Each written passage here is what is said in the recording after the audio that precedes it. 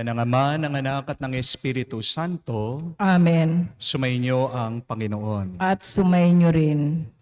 Mga kapatid, muli tayong nagbabalik sa banal na misa para magpuri at magpasalamat sa Diyos. Kapag ikaw ay nagpapasalamat, nakikita mo at nakikilala ang kabutihan na ginagawa ng Diyos sa iyong buhay. Maaaring ang ating buhay ay puno ng mga problema, maaaring nakakaranas tayo ng mga bagay na ayaw natin. Pero gitna ng mga masasakit, mahihirap at pangit na karanasan, nandyan pa rin nakatago, nakabaon ang grasya at kabutihan ng Diyos. Mga kapatid, pag hindi mo nakikita na ang Diyos ay mabuti sa iyo ng sobra-sobra, nagtatanim ka ng galit at sakit ng loob. Kapag nakikilala mo na ikaw ay pinagpala, nakakakita ka din ng pagpapala sa mga taong nakakaharap mo. Sa mga napakaraming beses na kung saan di natin nakita na tayo pala ay binigyan ng mga bendisyon ng Diyos. Sa mga pagkakataon na kung saan kinumpara natin ang ating sarili sa iba, tayo'y nang-inggit sa pagpapala ng ibang tao. Aminin natin ito at pagsisihan. At tayo magpakumbaba, mihiling ng tawad sa Diyos para minsan pa tayo'y makitang karapat-dapat na makatanggap sa mga banal na misteryo. Inaamin ko. Sa makapangyarihang Diyos at sa inyo mga kapatid, na lubha akong nagkasala sa isip, sa salita, sa gawa at sa aking pagkukulang. Kaya isinasamo ko sa mahal na Birheng Maria, sa lahat ng mga anghel at mga banal, at sa inyo mga kapatid, na ako'y ipanalangin sa Panginoong ating Diyos. Kaawaan tayo na makapangyarihang Diyos, patawarin tayo sa ating mga kasalanan, patnubayan tayo sa buhay na walang hanggan. Amen. Panginoon, kaawaan mo kami. Panginoon, kaawaan mo kami. Kristo, kaawaan mo kami. Kristo, kaawaan mo kami. Panginoon, kaawaan mo kami. Panginoon, kaawaan mo kami. Manalangin tayo.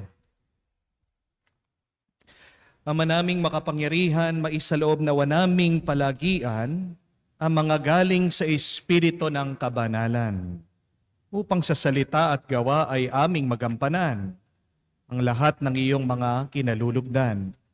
Sa pamagitan ni Jesucristo kasama ng Espiritu Santo, magpa sa walang hanggan. Amen.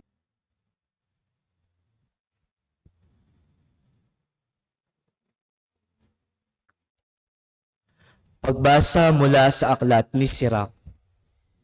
Kinakalinga ng karunungan ang mga humahanap sa kanya. Sila'y kanyang itatampok at padadakilain.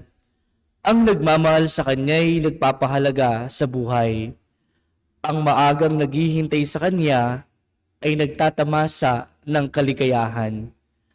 Ang nagkamit ng karunungan ay magtatamo ng karangalan. Pagpapalain siya ng Panginoon saan man siya pumunta. Ang naglilingkod sa karunungan ay naglilingkod sa Panginoon. Iibigin ng Panginoon ang sinumang umiibig sa karunungan. Ang tumatalima sa kanya'y humahatol ng wasto. Ang nagpapahalaga sa kanya'y nabubuhay ng matiwasay. Magtiwala ka sa karunungan at kamtan mo siya, at mananatili siya sa iyong lahi hanggang sa iyong kaapu-apuhan. Sa pasimulay, isasama ka niya sa mga liko-likong landas. Tatakutin ka niya at pupunuin ng agam-agam. Pagtitiisin ka niya ng bigat ng kanyang mga tuntunin at susubukin ka niya sa pamamagitan ng kanyang mga utos, hanggang sa ikaw ay matutong magtiwala sa kanya. Pagkatapos, agad-agad kanyang lalapitan. Ipapahayag niya sa iyo ang kanyang mga lihim at paliligayahin kanya. Ngunit, kapag siya'y iyong tinalikuran, pababayaan ka niya at mabubulid ka sa kapahamakan. Ang salita ng Diyos. Salamat sa Diyos. Ang sa utos mo'y magmahal, papayapa yaong buhay. Ang sa utos mo'y magmahal, papayapa yaong buhay. Ang magmahal sa utos mo'y mapayapa yaong buhay. Matatag ang taong ito at hindi mabubuwal. Ang sa utos mo'y magmahal, papayapa yaong buhay. Sinusunod ko ang iyong kautus at mga aral. Ang anumang gawain ko ay kita mo't namamasdan. Ang sa utos mo'y magmahal, papayapa yaong buhay. Ako'y laging magpupuri, lagi kitang pupurihin, pagkat ako'y tinuruan ng aral mo at tuntunin. Ang sa utos mo'y magmahal, papayapa yaong buhay. Dahilan sa kautusan, ako ngayoy aawit, sapagkat ang iyong utos ay marapat at matuwid. Ang sa utos mo'y magmahal, papayapa yaong buhay. Nasasabik ako poon sa pangakong pagliligtas. Nadama ko sa utos mo ay ang ligaya at galak. Ang sa utos mo'y magmahal, papayapa yaong buhay. Upang ako ay magpuri, ako'y bigyan mo ng buhay. Matutulungan nawa ako ng tuntunin mo at aral. Ang sa utos mo'y magmahal, papayapa yaong buhay.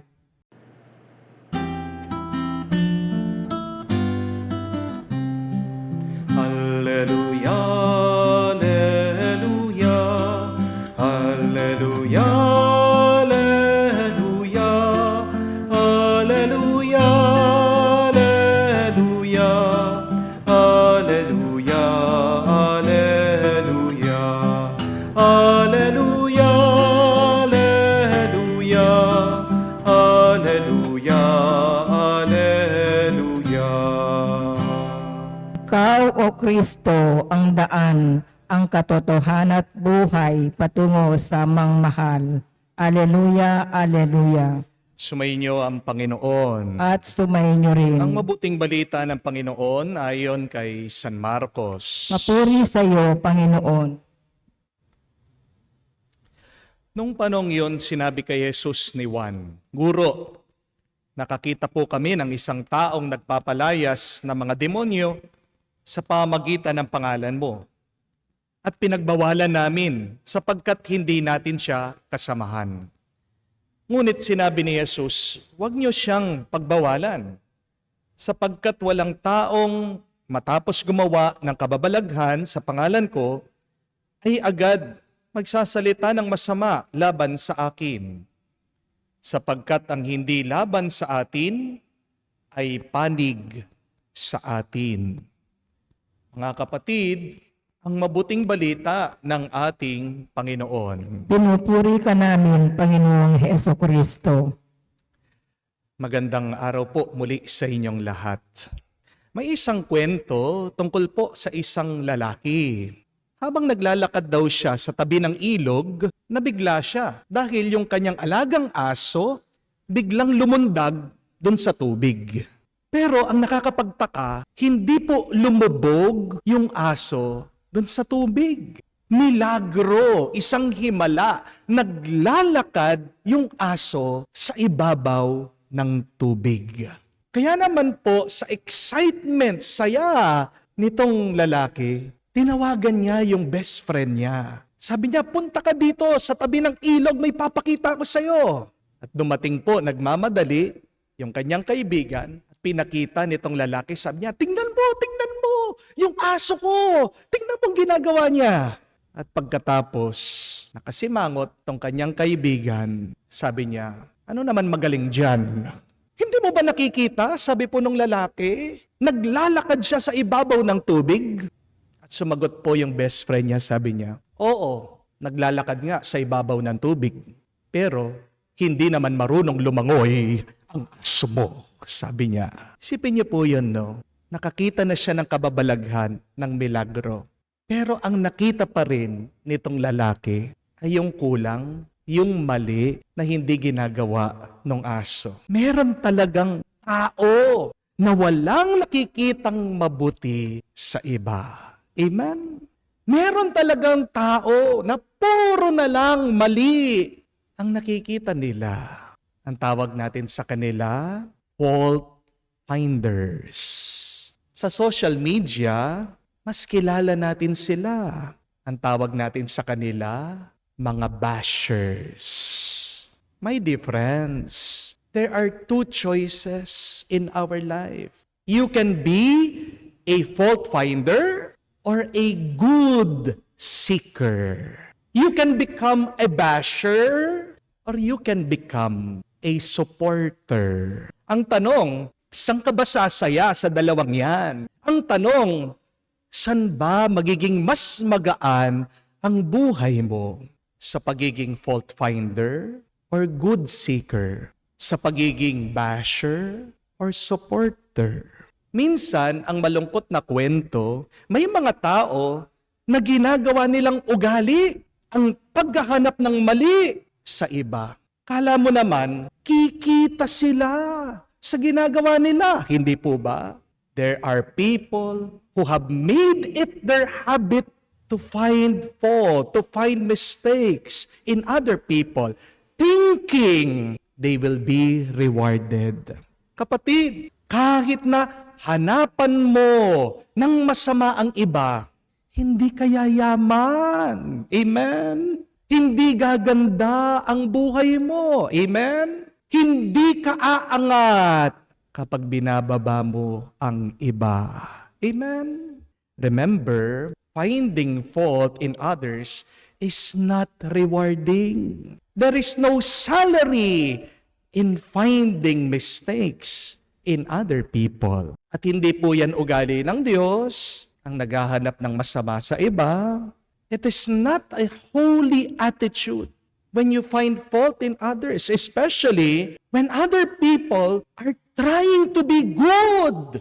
Nagpapakabuti ang tao, pero ikaw, hinahanapan mo pa rin sila ng mali. Nakikita mo pa rin yung hindi tama. Hindi tama yan. Ang tunay na alagad ng Panginoon, tandaan niyo po, hindi naghahanap ng butas sa iba. Ang tunay na Kristiyano ay naghahanap palagi ng mabuti sa iba. Kaya sa ating ebanghelyo, narinig po natin, nagpalabas daw na masamang espiritu itong isang tao. Pero ang mga alagad at disipulo ng ating Panginoong Hesukristo, nakita pa rin yung mali na ginagawa ng tao. Sabi ng mga disipulo, pinatigil nila, binawal nila ang taong ito kasi hindi daw nila kagrupo. Hindi nila kasama itong tao. Okay lang na magpalabas sa masamang espiritu basta't kagrupo nila. Napakaliit na diferensya, pero ito pa ang napansin nila. Di po ba? Pero para sa ating Panginoon, ang mas mahalaga ay gumagawa ng mabuti ang taong ito. Ang mas mahalaga para kay Jesus, kahit hindi nila kasama o kagrupo, ay sumusunod siya sa kagustuhan ng Diyos. Sagot pa nga ng ating Panginoon, ang hindi laban sa atin ay para sa atin. Kapatid, ang taong gumagawa ng mabuti ay hindi natin kaaway. Huwag mong aawayin ang taong nagpapakabuti. Amen? Ang taong gumagawa ng tama ay kasangga ng Diyos. Dapat ang mga suwayin mo ay yung mga gumagawa ng mali. Hindi po ba? Sana naman wag kang gagawa ng kaaway kung wala ka naman talagang kaaway. Amen? Kung talagang tagasunod ka ni Kristo, maghanap ka ng mabuti sa kapwa mo. Pero ang tanong, bakit ba talaga sa buhay minsan may mga taong palaging naghahanap ng mali? Bakit ba minsan sa buhay merong taong wala nang nakitang mabuti na ginagawa ng iba? There are two reasons why people become fault finders. One, it is because these people are insecure. Have you asked that question to yourself? Am I insecure? May katotohanan Inggit, ang taong inggit ay nakapiki. Ibig sabihin, bulag ang taong inggit sa mabuting ginagawa ng iba. Walang nakikitang mabuti ang taong inggit dahil ang tinitignan lang niya, paano niya mahihigitan ang iba. Tandaan niyo po, ang kakambal ng inggit ay galit. Do not become one of the haters. Naaalala niyo po kung anong ibig sabihin ng haters? Spell haters. H-A-T-E-R-S.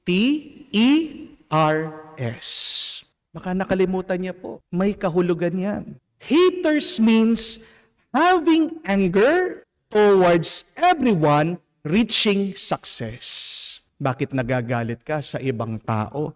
Kasi umaangat sila. Ayaw mong malampasan kanila. Sa Ebanghelyo, inggit lang naman talaga ang mga alagad at disipulo ng ating Panginoong Jesucristo. Kasi yung tao, matagumpay na napalabas niya yung masamang espiritu.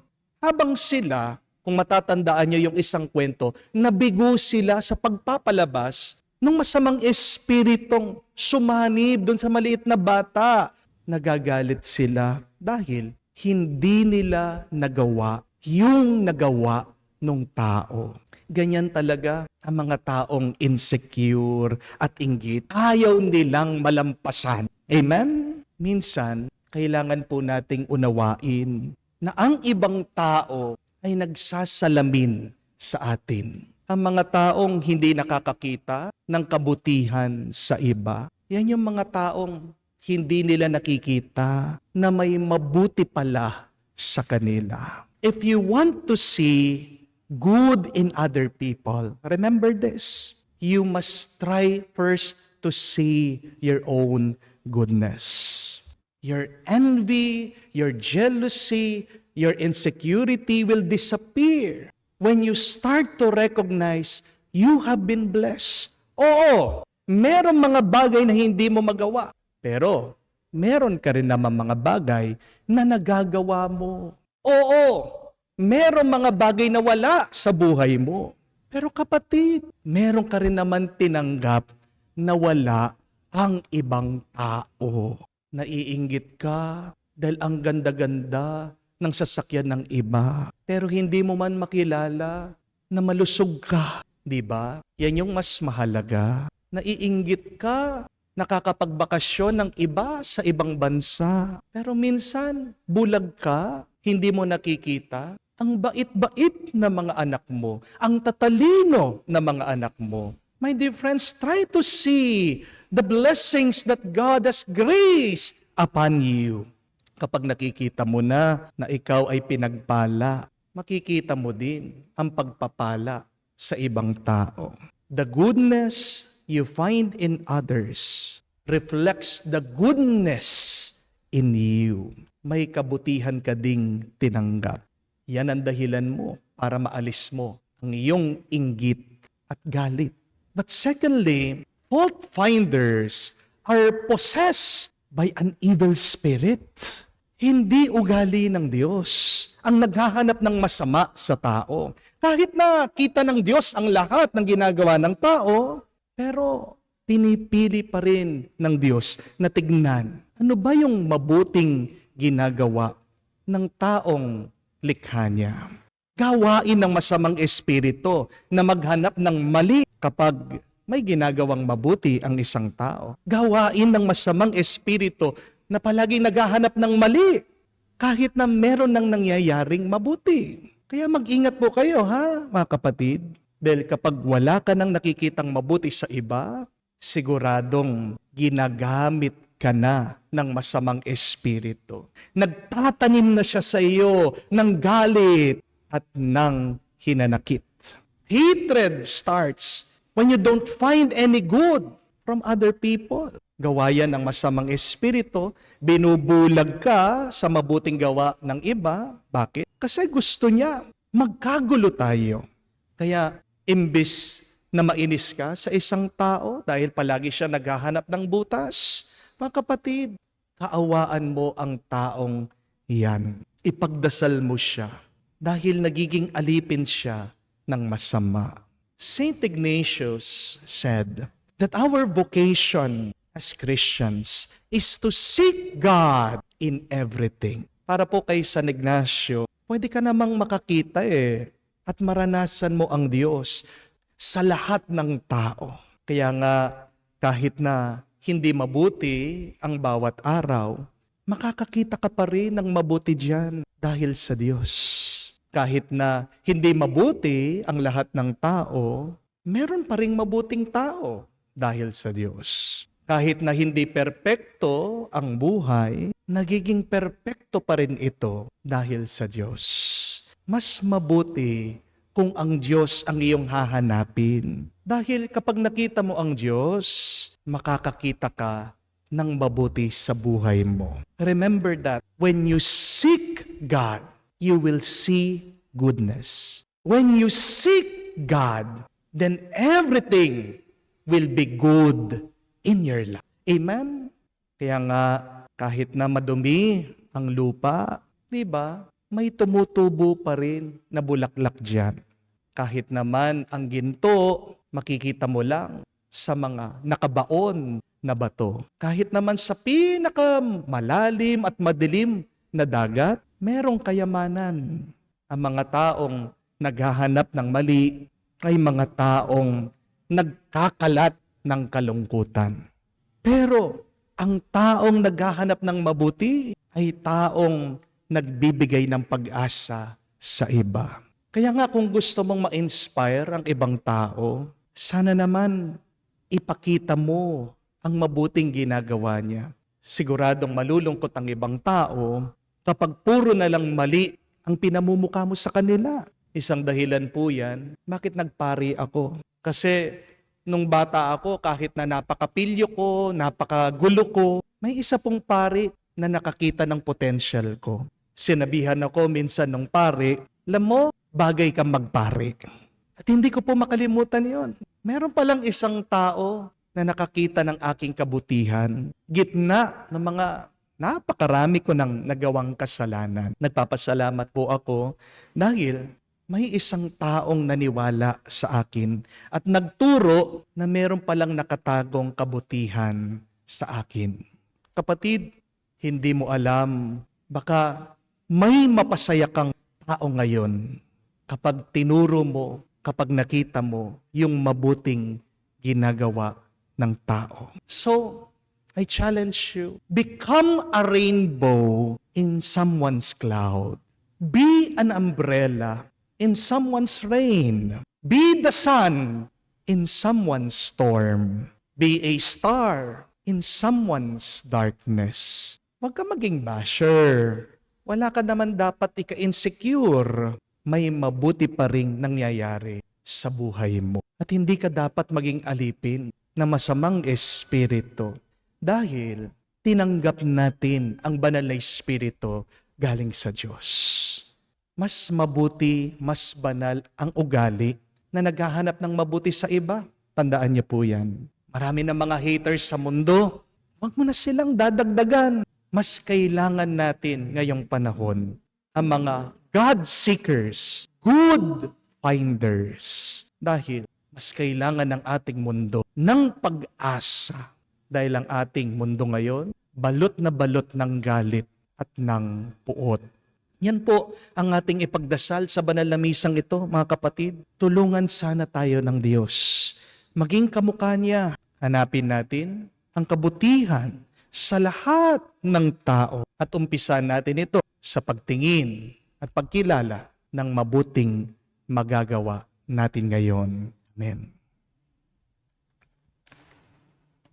Alay natin ngayon sa Diyos ang ating mga dasal at panalangin. Nagtitiwala tayo na siya ay palaging nakikinig at tayo ay tutulungan niya sa tamang panahon. Pagkakalooban ng umaapaw na pagpapala at grasya, ating sabihin, Panginoon, dinggin mo kami. Panginoon, dinggin mo kami, ang ating simbahan, naway tunay na maipahayag ang Ebanghelyo. Manalangin tayo sa Panginoon. Panginoon, dinggin mo kami. Tayong lahat Naway bigyan ng Diyos ng biyaya ng kapatawaran, pagbabalik loob at kagalingan ng mga sakit at hinanakit na dulot ng pagkakahiwa-hiwalay at pag-aaway. Manalangin tayo sa Panginoon. Panginoon, dinggin mo kami. Tayo naway magkaroon ng higit na pagpapahalaga sa kabutiang loob ng tao bilang daluyan ng Espiritu at gawain ng Diyos sa mundo. Manalangin tayo sa Panginoon. Panginoon, dinggin mo kami. Sa katahimikan po ng ating puso, banggitin din natin sa Diyos ang ating mga personal na pangangailangan.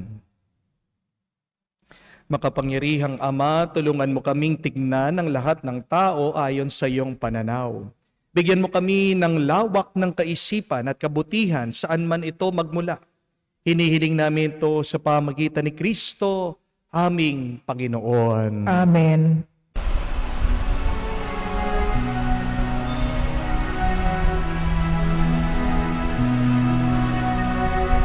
Aming ating alay na ito, ang tinapay na nagmula sa pagpapala mo. At tanggapin ang alak na ito, inuring inihain sa'yo.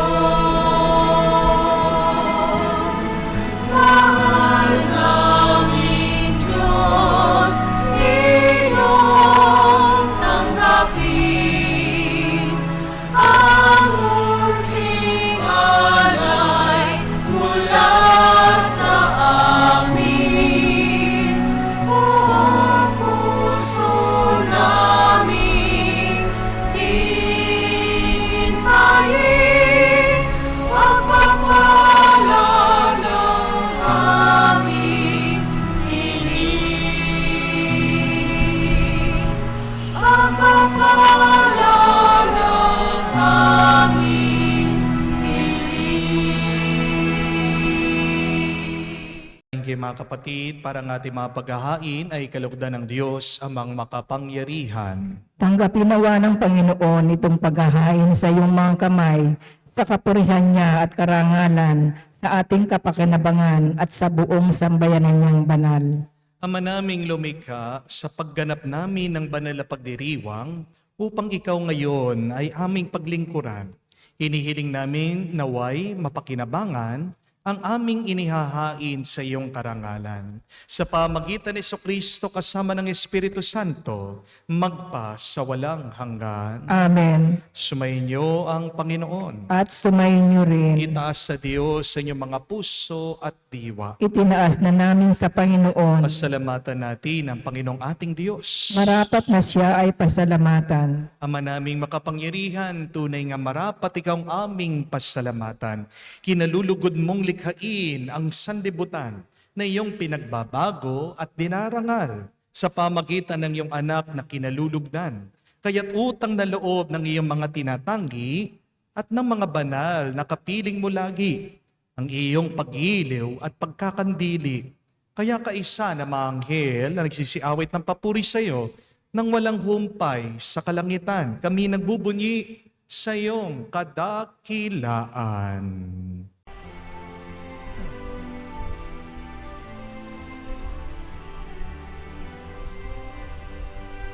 Santo, Santo, Santo, Panginoong Diyos ng mga hukbo, napupuno ang langit at lupa ng kadakilaan mo. Hosana, Hosana, sa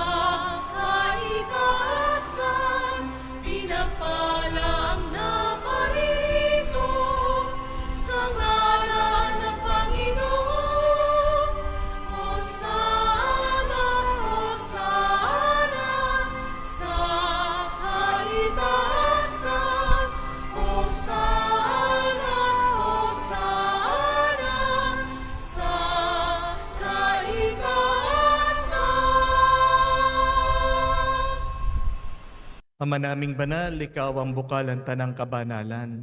Kaya't sa pamagitan ng iyong Espiritu, gawin mong banal ang mga kaloob na ito upang para sa amin maging katawan at dugo ng aming Panginoong Heso Kristo. Bago niya pinagtiis ang kusang loob na maging handog, hinawakan niyang tinapay, pinasalamatan kanya. Pinaghati-hati niya iyon, inabot sa kanya malagad at sinabi, "Tanggapin ninyong lahat ito at kanin. Ito ang aking katawan na ihahandog para sa inyo."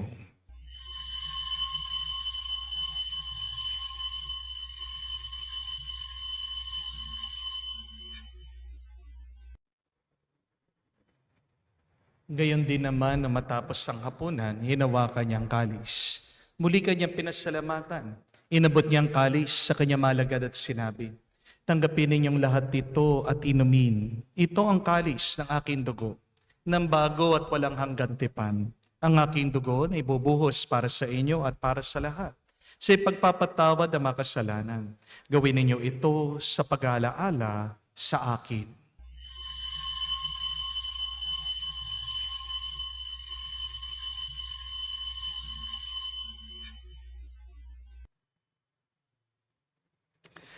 Ang misteryo ng pananampalataya.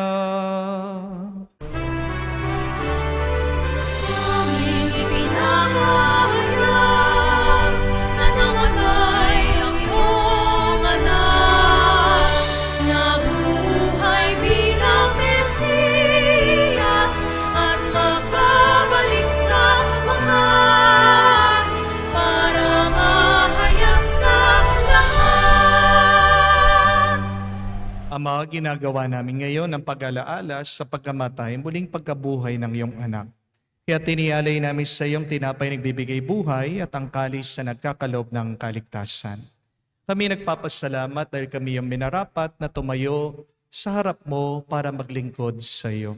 Sinasamo namin kami magsalo-salo sa katawan at dugo ni Kristo ay mabuklod sa pagkakaisa sa pamamagitan ng Espiritu Santo. Ama, lingapin mong iyong simbahan, laganap sa buong daigdig. Puspusin mo kami sa pag-ibig. Kaisa ni Francesco, ang aming Papa, Florentino, aming Arsobispo at ng Tanang Kaparian. Alalahanin mo rin ang aming mga kapatid na nahimlay, may pag-asang sila'y muling mabubuhay. Gayon din naman lahat ng mga pumanaw. Kawan mo't sila't patuloyin sa iyong kaliwanagan. Kawan mo at pagindapating kaming lahat na makasalo sa iyong buhay na walang wakas. Kaisa na mahal na Birhen Maria, Ina ng Diyos.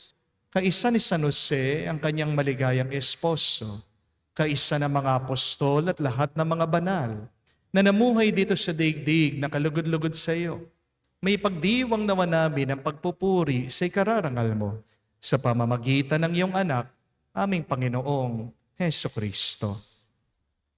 Sa pamamagitan ni Kristo, kasama niya at sa Kanya, ang lahat ng parangal at papuri ay sa iyo, Diyos Ama, makapangyarihan, kasama ng Espiritu Santo, magpasawalang hanggan.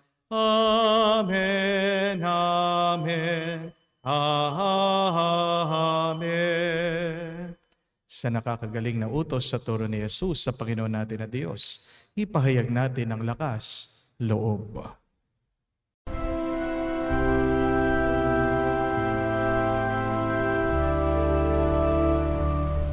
Ama namin, sumasalangit ka, sambahin ang ngalan mo, mapasa amin ang kaharian mo,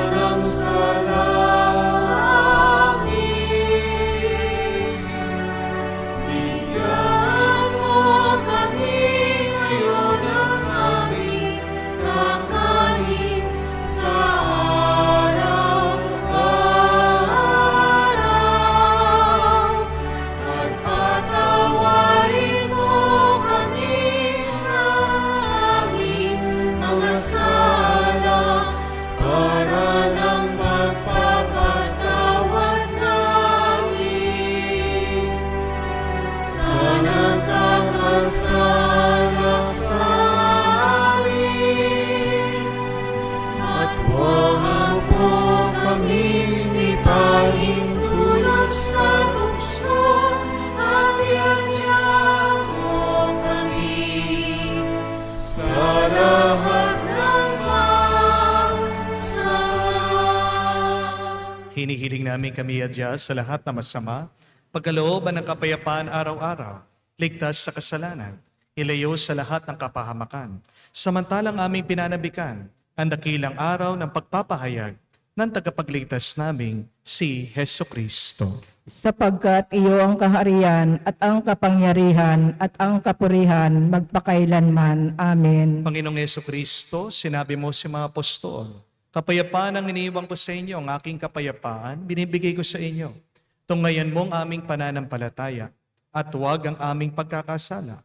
Pagkalooban mo kami ng kapayapaan at pagkakaisa ayon sa iyong kalooban, kasama ng Espiritu Santo, magpa sa walang hanggan. Amen. Kapayapaan ng Panginoon ay laging sumainyo. At sumainyo rin. Magbigayan po tayo ng kapayapaan sa bawat isa.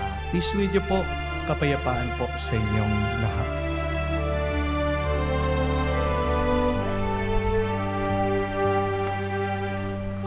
Kordero ng Diyos na nag-aalis ng mga kasalanan ng sanlibutan, maawa ka sa amin. Maawa ka sa amin. Kordero ng Diyos na nag-aalis ng mga kasalanan ng sanlibutan, maawa ka sa amin. Maawa ka sa amin.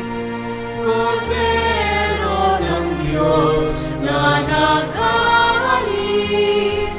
ng mga kasalanan ng sanlibutan, ipagkaloob mo sa amin ang kapayapaan. Mga kapatid, naririto ang ating Panginoong Heso Kristo, ang Kordero ng Diyos, siyang nag-aalis sa mga kasalanan ng sanlibutan. Mapalad tayong lumalapit sa piging ng Kordero. Panginoon, hindi ako karapat-dapat na magpatuloy sa iyo, ngunit sa isang salita mo lamang ay gagaling na ako.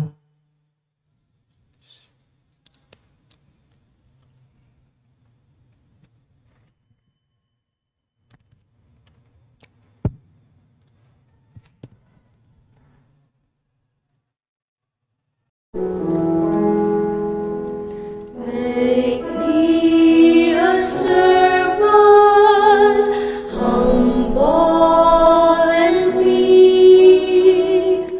Lord, let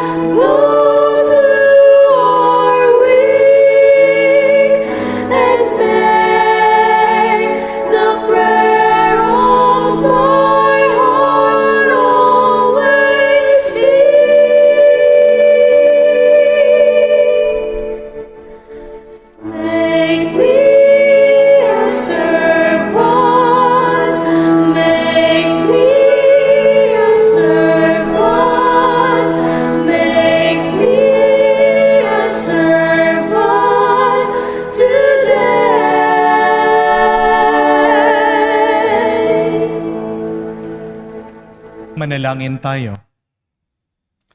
Ama naming mapagmahal, ipagkaloob mong aming mapakinabangan ang dulot na kaligtasan ng aming pinagsaluhan bilang sanla ng iyong tiyak na pagsagip sa tanan. Sa pamamagitan ni Jesucristo kasama ng Espiritu Santo, magpa sa walang hanggan. Amen. Nasabi ko na po minsan ito sa inyo, that a negative mind will never see positivity in life. Kahit na maghanap ka ng mabuti, kung ang isip mo naman at kalooban mo ay masama, wala kang ibang makikita at mararanasan kung hindi masama. A positive life starts with a positive mind. A positive experience starts with having a positive and clear heart. Paano natin aayusin, lilinisin, gagawing puro, matuwid ang ating isip at puso sa pamamagitan ng paglapit natin sa Diyos. Kung palaging nakatanim ang aral ng ating Panginoong Hesukristo sa ating isip at puso, yan ang magiging gabay at tanglaw natin.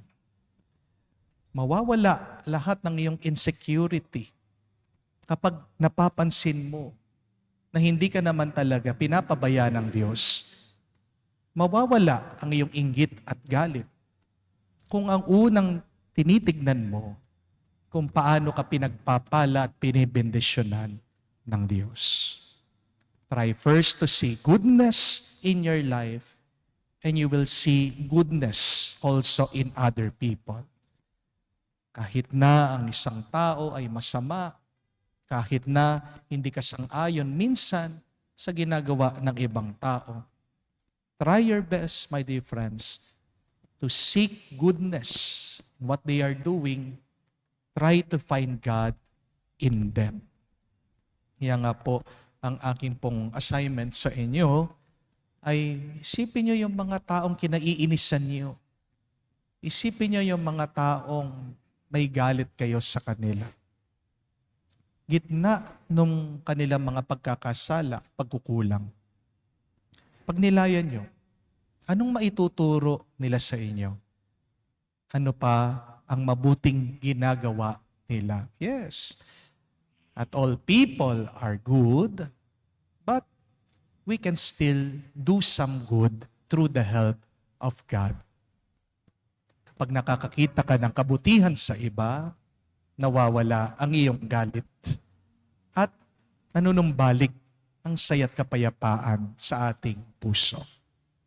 Sumainyo ang Panginoon. At sumayin niyo rin. At kayo ay pagpalain ng Diyos, makapangyarihan sa lahat, sa ngalan ng Ama, ng Anak, ng Espiritu Santo. Amen. Ang ating misa ay natapos na. Humayo kayo sa kapayapaan ni Kristo. Salamat sa Diyos.